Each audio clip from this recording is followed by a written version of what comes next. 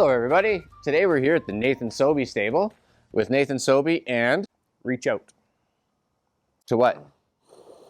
Oh, horse's name, never, sorry, I'm just kidding. Nathan, you've recently returned from Ontario. You're back in Alberta. What do you have going on for the season and who can we look forward to seeing out of your barn? We're gonna have a busy year, a lot of young horses. Basically got rid of most of the overnight stock. They're kind of classed out here, so we invested a lot of into a lot of babies and 3-year-olds. Hopefully Divine Art returns solid. She was kind of the main 2-year-old for me last year. And then a lot of babies coming up. Hopefully the other 3-year-olds can kind of just tag along and pick up some stake money here and there, and then we'll see what our 2-year-old crop does. Now, talking about babies, you've become one of the bigger players in the baby game or the stake race game now. And not just because, but one of the reasons is Keith Clark has recently, as you said, retired from the game. And you've been able to pick up some of his horses. What's that like that a trainer like Keith taps you on the shoulder to be his guy? It started a few years back, kind of early in my driving career. He was starting to let me drive some of his stock, and back then it was just an honor to drive for a Hall of Famer. He's won a lot more races than anyone around here. So to get the call to drive for him back then was amazing. And then when I got the call that he pointed his owners in my direction, and now we're in business together. He owns some of the horses in the barn, and training for him, not just his ownership group, but training for him as well. And it's a big honor and a lot of pressure to. Now you're not what you would call like a legacy really in the business. When I first met you, you were climbing towers and installing 5G stuff and freezing your butt off in the winter, and you stepped away from that to freeze your butt off on a jog cart. How did that come about? Well, before I was climbing towers, I actually worked for Jamie Gray. He was kind of desperate for some help to go up to Grand Prairie back just after I graduated. I've hated him ever since. He got me into this game, and it's 7 days a week.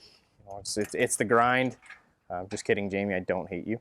No, it's I got hooked at a young age, 17. I was never exposed to horses as a kid, but yeah, right out of high school, I kind of got hooked on it, and here we are today. Here you are today. Yeah, exactly. And I mean, you've been able to work for. You worked for Jerry Houdon for a while. You got to work with Brandon Campbell for a little bit, and now you've found yourself on your own. Do you find that being able to work for different people like that has let you learn a little more? Like I almost exclusively worked for my dad, so I kind of learned the Dave Jungquist way of training, and I never, other than branching out with Todd Bilby, I was always kind of taught the same way. Do you feel it was a benefit being able to just kind of switch around like that? I actually wish that I had worked for more people. I wish that I would have got to work for a guy like Keith. The more barns you work for, the more you can pick up. Not everybody has the same way of doing things.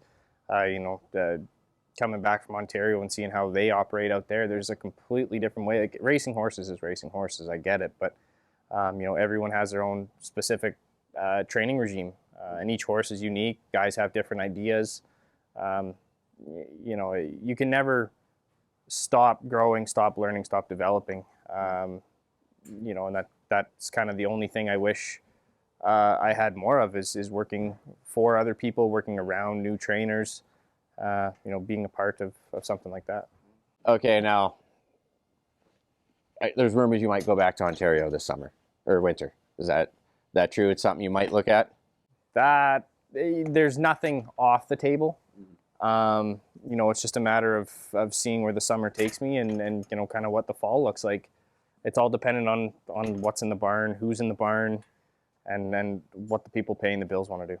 So tell the truth. Is it true you're thinking about just because you're scared to go snowboarding with me and Mike?